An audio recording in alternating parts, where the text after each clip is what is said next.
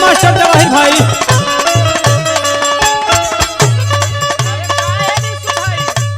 हाँ हाँ बोला साली हमार दौड़ रे मर दे। अरे अरे अरे रुको रुको रुको रुको कहाँ हो साली साहिबा? बोला बोला ए जीजा। जीजा आव नहीं मैं धन पी जा। सुना का हम आजू के दिन आए नहीं, कुछ काम बा दीदिया से। हाँ हाँ। ढेर हमरे पीछे मत पड़ जाए, अपन काम करा। काम बा तो तू काम कर, तुहरा के छेड़ता अतना दिन पहलू आज वो फगुआ के दिन हमार तो भगिए चमक गइल बा। वाह आइल बाड़ू तो होली छूछे नाम मनेला। सुना दिमाग मत खराब कर। ए भाई आइल बेचन इनका आज नाथ देवे के। देखा हमके पर का होली याद है का याद है? आया सब तंग करवा ना तो हम जाके दीदिया से कह दे। कह देबू? हाँ अपना दीदिया से। हाँ। तो ना से भौजाई छोड़ा सब तोहरे पलू गाई। अच्छा हाँ सुना का सुनाब? होलिया में चोलिया के हुक क के ढीला,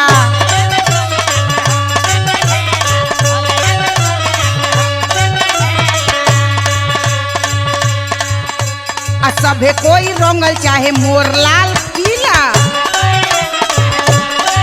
देखा तो होगा, देखा कैसे मुंह बाय के ताकत है। होलिया में चोलिया के हुक क के ढीला, सभे कोई रंगल चाहे मोर लाल पीला। रंग डाले खातिर पीछा सबे पड़ गइल बा, रंग डाले खातिर पीछा सब पड़ गइल बा। जीजा घरे आई महंगा हो पड़ गइल बा।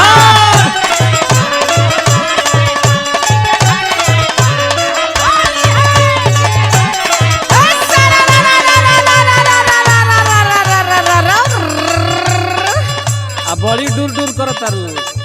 तो का करी भाई जवाब दिहल जाऊ नु।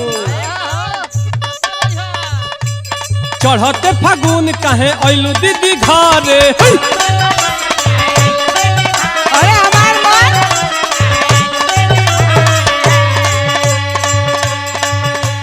भागतारू कहे साली रंगावा के डरे। अरे हमको बहुत एलर्जी है रंग से। चढ़ते फागुन कहे अइलू दीदी घरे, भागतारू कहे साली रंगावा के डरे। रंग डाले खातिर देखो सभे पड़ गइल बा, पिचकारी साली होलिया में भर गइल बा। अच्छा ये बात बता। पिचकारी साली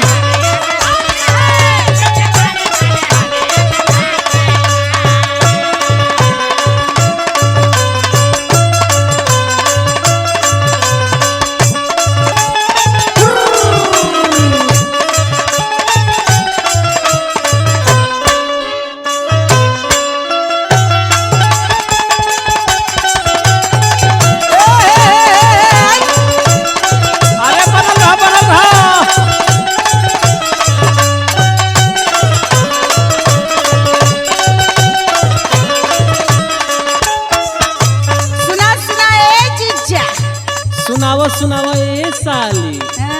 तू जौन ढेर ना मुस्किया के चाहत हवा कि हम तोरा फेरा में पड़ जाई तो हम पड़े वाला ना है। तो फेरा में भलू के मत पड़ा, लेकिन तोरा फेरा में डेरा डालल जी। ना ना ना ना हम मम्मी का लड़की ना है। वो तो तुरंते पता चलिए भाई। सबसे पहले इनका गाल से रंग शुरू कर जानू। अच्छा ये बात बा। हाँ तोहर गाल रंगाई। सुना सुनावा। रंगे नहीं दे अब ई गोरे गोरे गाल हो।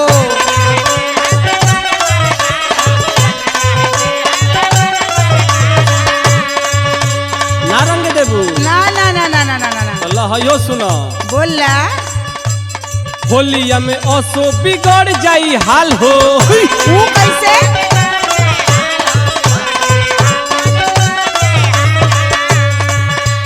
रंगे नहीं दे अब ई गोरे गोरे गाल हो। होलिया में असो बिगड़ जाई हाल हो। देखो बेसी बढ़ बढ़ के मत बोला, सुनला ना, दिमाग मत खराब करा। हम बढ़िए के नहीं, हम चढ़ी चढ़ी के बोलब। अच्छा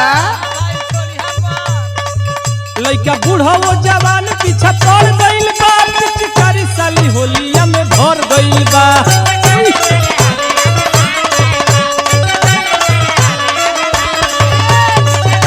अरे बनल रही राम परवेश जी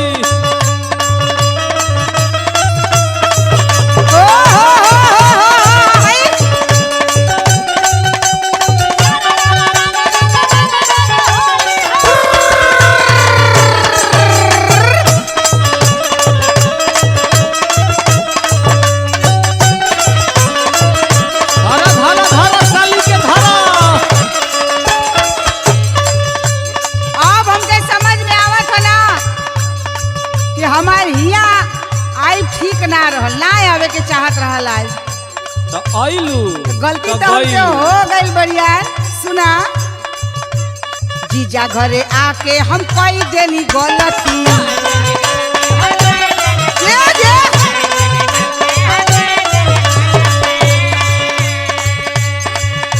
बड़ी बोललू लेकिन भैया सुना बोला रंगावा डलाई साली भरी भरी बलटी देखा तबीयत खराब हो जाई तो तू जानी है जीजा घरे आके हम कोई देनी गलती रंगावा डलाई साली भरी भरी बलटी एक बार बताई ना हाँ बताओ हमारे सामने बल्टी या गगरा हंडा का बात मत कर सुनला एक तो जाड़ा पड़ो तो तबीयत हमार खराब हो गई तो दवाई करेबा का दवाई का तो टैबलेट खिया दे अच्छा अख तोहरे पसभ के हो गड़ गइल बा ठीक है अख तोहरे पसभ के हो गड़ गइल बा पिचकारी साली होलिया में भर गइल बा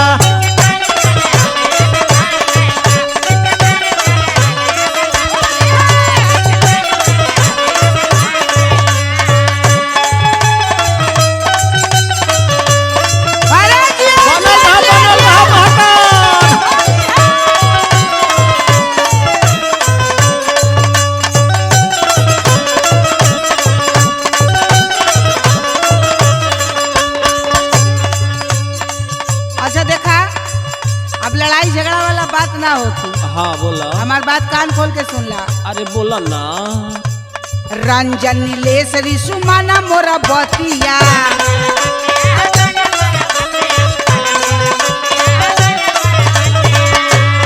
एगो बात सुन लो बोला बिना रंगैले हो बची नहीं खतिया अरे ये कौन बात है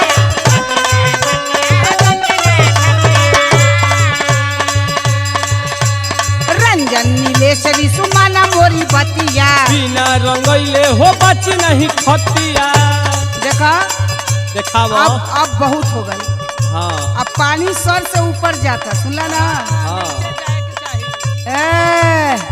दिमाग खराब है का पानी सर से ऊपर जाई तबो केहू कुछ ना करी काहे because Kaimur is the king of Bihar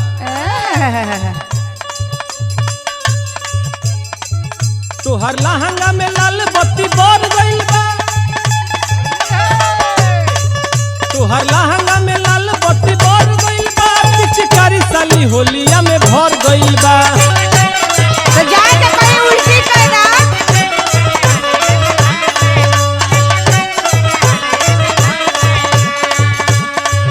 जीजा घरे आई महंगा हो पड़ गइल बा